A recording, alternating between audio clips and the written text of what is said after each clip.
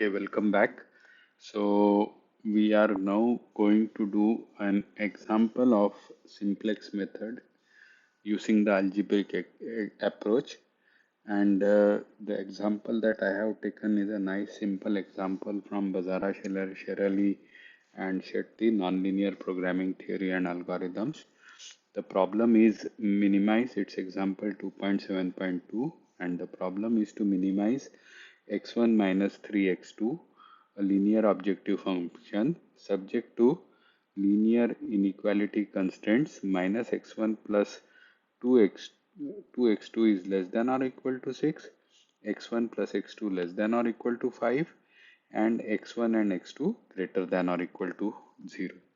So first, before doing the simplex or two-dimensional problem, it is first best to solve it using the geometric approach. So let's do that first. So I will first sketch the objective function. So let z be so for different value of the cost of the objective function shown by z, I'm going to sketch the loci. So let z be equal to x1 minus 3x2, or in other words 3x2 is equal to x1 minus z, or x2 is equal to 1/3 of x1 minus z by 3. So what does it mean? If you map this to a line uh, y equal to mx plus c, then it is clear that the slope of this line is m is 1 by 3, and the intercept on the y-axis or the x2 axis is minus z by 3. So if I choose z equal to 0, then it is just x2 equal to 1 by 3 x1. So I take x1 3, then if I take x1 3, 1, 2, 3, then x2 will be 1. So I take 1 here, and so I get one point as 0, 0, obviously origin because the intercept is 0, and the other point I get as 3, 1. I connect these two points, and this line is basically all points on this line correspond to the locus of z is equal to 0. Now let's say that we increase the z to 3, so that if I take z to 3, or let's say I take z to 6, then 6 by 3 will be 2, so I will get an intercept of minus 2. 6 by 2 is intercept of minus 2 here, and then again I draw a parallel line. So that is to say that this side the is z decreasing, and if I take z is equal to 6, then I get an intercept of 2 on the y-axis. Z by 3 will be 2, so if I take z equal to minus of 6, I am sorry, then I'll get a positive intercept of 2, which is to say that this side here is z, uh, this sorry, I mean the this side is it's the other way around. When the z was increased to 6, the intercept became minus 2.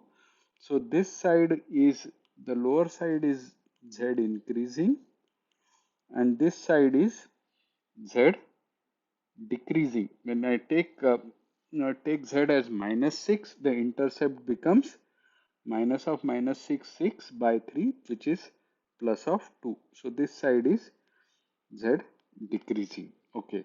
So as you know the z will have to be slided up and down to to reach a proper vertex. So that's why I sketched the objective function first and understood its behavior. Now let me sketch the constraints. Clear constraints. So the first constraint is minus x1 plus 2x2 is less than or equal to 6. So if you set x1 to 0 and look at the equality, then x2 should be 3. So therefore I go to the y-intercept 1, 2 and 3, and then when I set x2 to 0, then x1 will become minus 6. So therefore I go to 1, 2, 3, 4, 5 and 6. So I get minus 6, 0. So I connect these 2 points and I get this line minus x1 plus 2x2 is equal to 6. Now if I had set x1 to 0 and increased x2 beyond 3, then say 4, then what would happen? This would become 8, which is definitely greater than 6. So therefore that move is not allowed because my thing is less than or equal to 6. So this becomes the infeasible part of the this becomes the infeasible part of my line, so to say. This is the infeasible part of the line. Similarly, now let's look at the other one, x1, other equation, which is x1 plus x2 less than or equal to 5. So if you set x2 to 0, you'll get x1 equal to 5, 1, 2, 3, 4, 5. And similarly, if I set x1 to 0, I get x2 equal to 5. So 1, 2, 3, 4, 5. And then I join these two. I get the line representing the equality. X1 plus x2 is equal to 5. And let's say if I kept x2 equal to 0 and I increase x1 to 6, then 6 is not less than or equal to 5. I have reached here and this point is infeasible. So therefore, I can easily sketch now that the infeasible part is, I'm sorry, I can easily sketch now that the infeasible part is going to be this side is the infeasible part.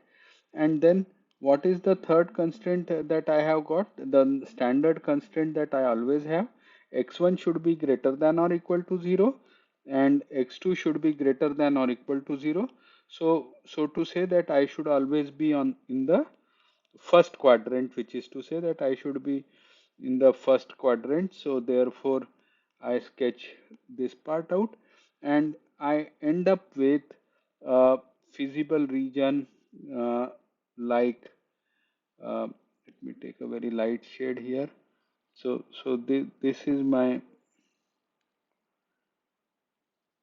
This is my feasible region. The shaded region is my feasible region here.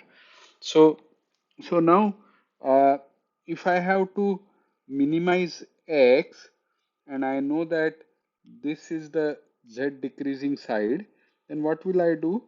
I'll start sliding it parallelly, and I can see that either this or more likely this one is going to be the optimum. So it turns out that actually this is the optimum solution, which is the intersection of these two constraints, uh, x1 minus x1 plus 2 x2 is equal to 6 and x1 plus x2 is equal to 5. And and if you solve these two equations, you would find that 4 by 3 and 11 by 3 is the coordinate of this vertex. And this is where this is where my optimal is going to be. Okay. So geometrically now I know. Now I want to do it algebraically. So if I want to do it algebraically, first of all, as I said, we should have a starting feasible point. And from this geometry that I have drawn, it is very clear that origin is a feasible point. So therefore, we could actually, if you put 0, 0 here, 0, 0 is left hand side will make it 0x1 plus 2 times of 0 will be 0, which is less than 6, and x1 plus x2 will be also 0 at origin, which is less than 5. So 0, 0 is going to be a starting feasible point, the corner vertex, and from here we are going to apply the algebraic process. So what is it that we have to do if we want to do the algebraic process? This is my equation, original problem. First thing that I will do is convert these inequalities to equalities by adding slack variable. So since this is less than or equal to 6, so I have to make it equality, I have to add a slack x3 so that it becomes equal to 6 and x3 should be greater than or equal to 0. Then to convert x1 plus x2 less than or equal to 5 into a equality constraint, what should I do? I should add a variable x4. x3 is already been taken, please note. So therefore I add slack variable x4 and write x1 plus x2 plus x4 is equal to 5. x4 is greater than or equal to 5. X1 and x2 are anyway already greater than or equal to 0. And now you have got the augmented form, which is also known as the standard linear programming form, in which we are minimizing C transpose x, which is x1 minus x3x2, the original objective function. Just for explicit showing, I have written that it is 0 times of x3 plus plus 0 times of x of 4. Okay. Now, if I am starting at origin, so the x1 and x2 are set to 0, the non-basic variables are 0, so therefore x1 and x2 will become non-basic variables, and therefore what will happen to x3?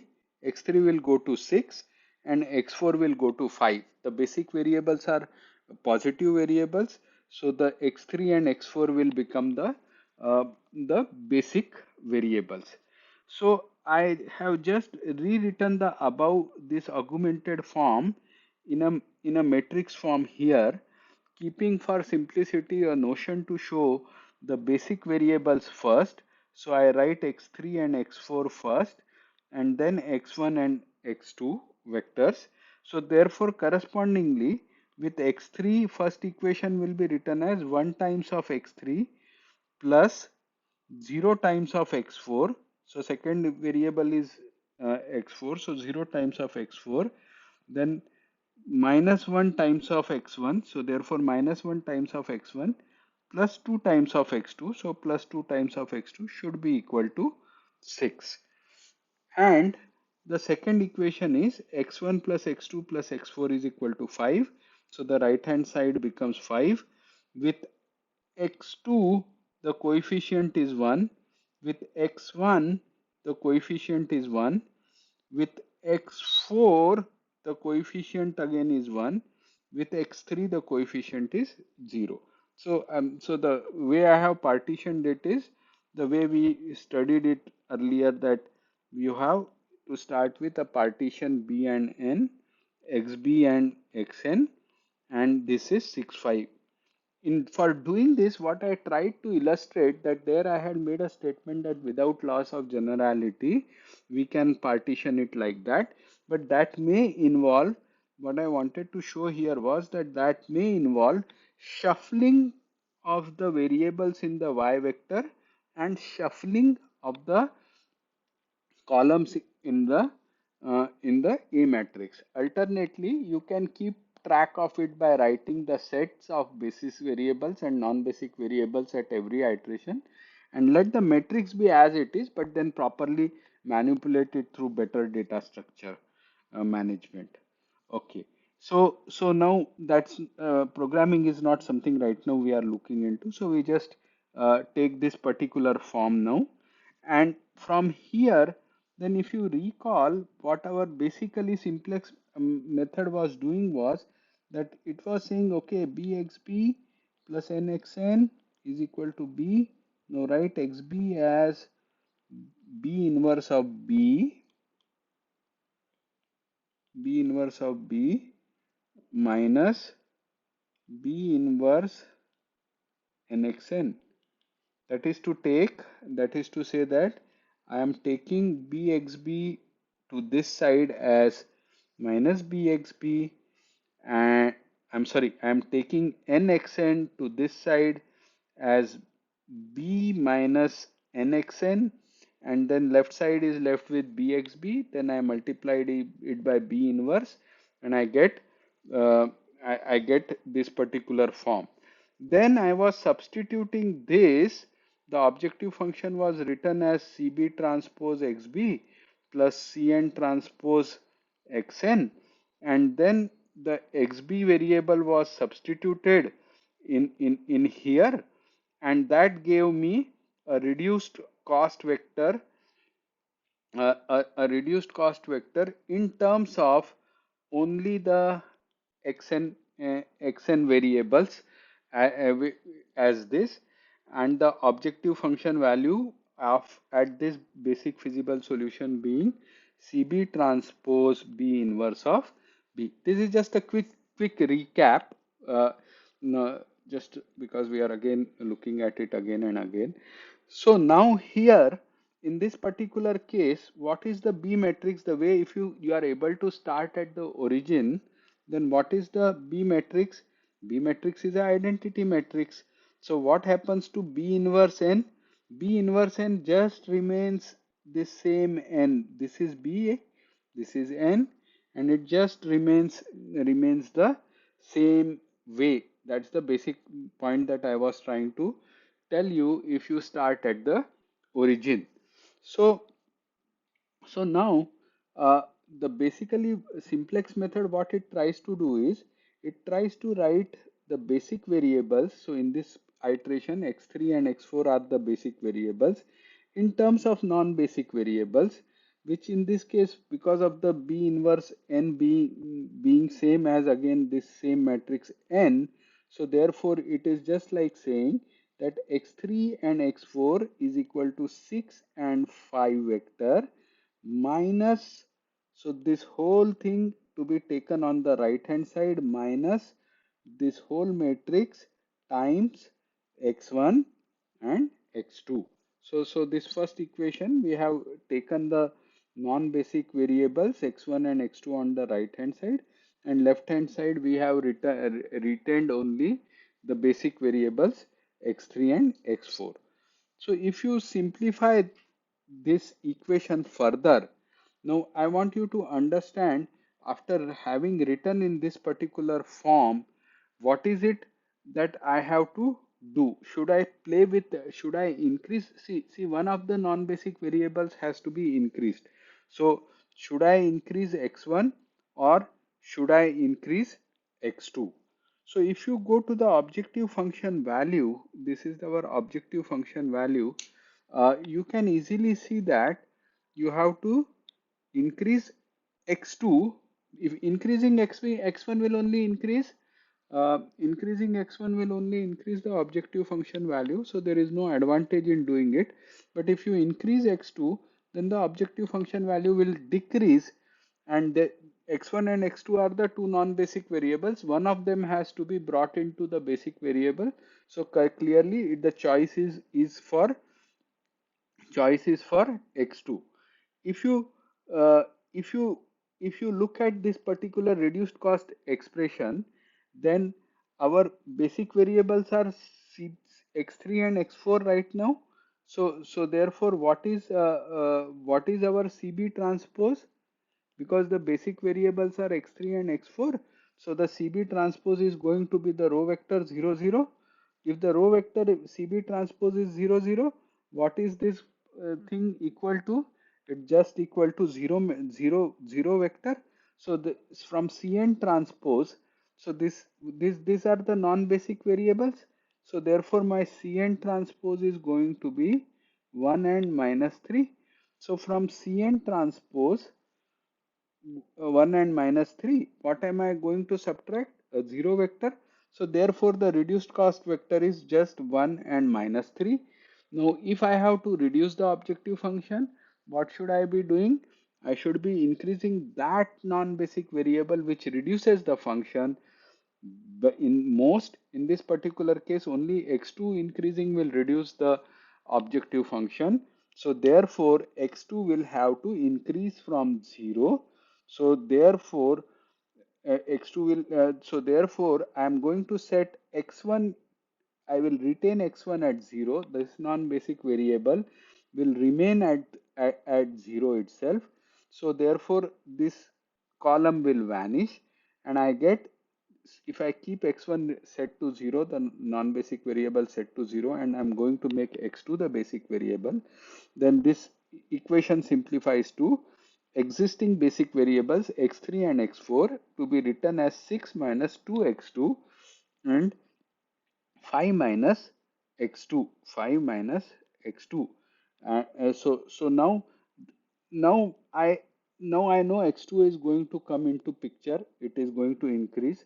As x2 increases, you can see that this x3, which is right now at x2 is equal to 0, what is the basic variables right now? x3, x4, 6 and 5. Now as x2 starts increasing, x3 will start reducing. as x2 starts increasing, x4 will also start reducing. So what's going to happen is that as this x2 increases, both x3 and x4 in this particular case will start reducing. Now these variables cannot be allowed to go negative. So when will they when they become zero, that is the point where we are going to stop. So according to first equation, x3 becomes zero when x2 is equal to 6 by 2, which is equal to 3. And according to second equation, x4 becomes 0 when x2 becomes equal to 5. So therefore, between 3 and 5, we have to choose one of the values. Which one will you choose? You have to choose the minimum of the two, minimum of the 3 and 5, because if you choose x2 as 5, this is okay, x4 has become 0. But what happens to x3? Once you cross 3, this will become negative, which makes the problem infeasible. So therefore, you stop when the lower value of it, the 3 between 3 and 5, that's where you stop. So x2 will be raised up to x3, sorry, x2 will be raised up to 3, and when x2 becomes equal to 3, x4 will become plus 2. So it is a positive variable. It was in the basic set. It will remain in the basic set, and x3 becomes now 0. So it becomes the non-basic variable, and it moves out from the basic variable set. So what happens? X2 comes into BFS, x3 goes to 0, that is it becomes a non-basic variable. So this is our objective function to begin with, c x1 minus 3 x2 plus 0 x3 plus x4. And now if you look at the present after this, x4 x x4 becomes 2, x2 becomes 3. These become, I'm sorry, um, so x4 becomes 2, uh, and x2 becomes 3. These positive values are represent the basic variables, and x1 and x3, which are at 0, now represent the non-basic variables. So again, now what we have to do, we have to keep the basic variables on the left hand side, which is x2 and x4 on the left hand side, and rewrite ax is equal to b. What was that step? Remember that step? bxb plus nxn is equal to b, xb is equal to b minus nxn to be, first take this to the right hand side, then multiply by b inverse and get it as b inverse of b minus of b inverse of n of nxn.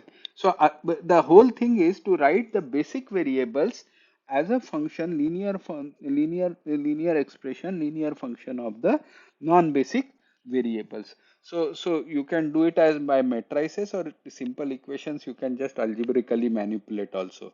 So what was the first equation that we had? The first equation that we had was minus x1, I'm sorry, minus x1 plus 2x2 plus x3 is equal to 6. And in this, which is the basic variable? The x2 is the basic variable, x1 and x3 are the non-basic variables. So I will write x2, so I will take the non-basic variables on the right hand side. So plus x1 minus x3, and then divide it by 2. So 6 plus x1 minus x3 by 2, or x2 will become equal to 3 plus half of x1 minus half of x3. So the basic variable x2 is now expressed in terms of non-basic variables x1 and x3. Now let's take the second equation. The second equation, I want to keep x4 on the left hand side. So I take x1 and x2 on the right hand side. So I get 5 minus x1 minus x2. But now x1 is a non-basic variable, fine. But x2 is a basic variable, and the right hand side, everything I want in terms of non-basic variable.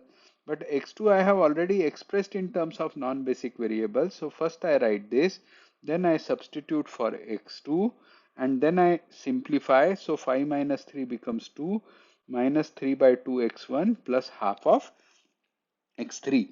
So I have done this step now. Basically, you could have done by matrices also, but I did it two equations simply modified, and I have written xb, which is at my this thing x2 and x4 in terms of non-basic variables x1 and x3.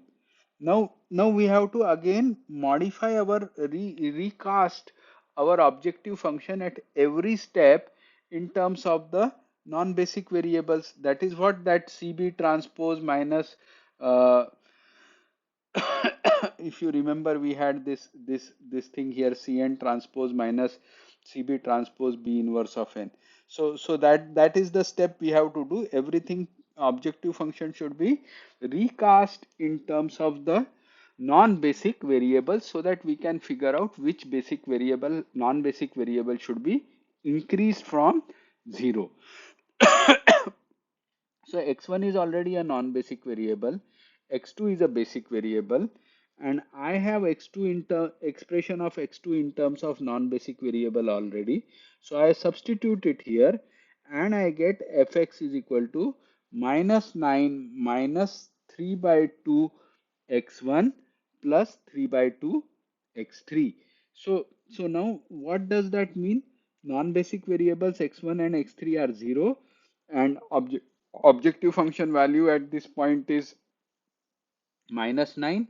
And if I want to reduce the objective function, since I am solving a minimization problem, if I want to reduce the objective function, what should I be increasing? I should be increasing x1. Increasing x3 will not help because it will increase the objective function, but my aim is to minimize the objective function. So I should